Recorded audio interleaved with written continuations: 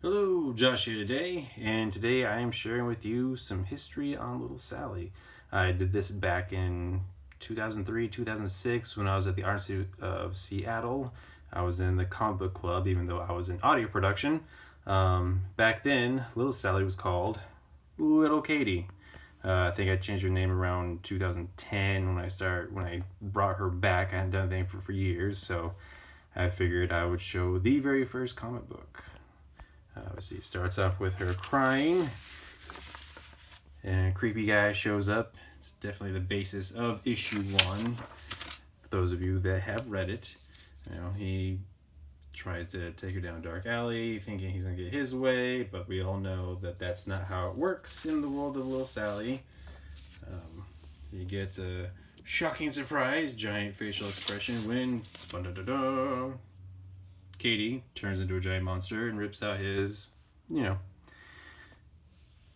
don't have the actual published version of this, but I do remember I had to do some edits because they thought it was too graphic at the time.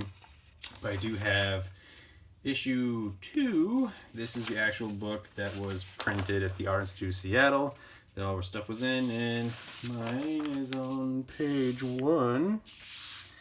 And as you see, I didn't really have a story arc with her. She was kind of just like a one-off character, like one-off story, short story kind of thing. In this one, see, someone steals Katie's balloon and she wants it back, and he says, "Bite me," which is a really bad thing to say to her because she transformed into a giant monster, rips off his head, and takes a bite of his skull and eats his brain. Fun stuff. Another idea I had was, kids making a face at Sally, and then she decides to make a face back at him, and he poos himself. And here's some other early concepts of then Katie, now Sally, and it's always fun to go back to see where it all started and how things have changed and where we are.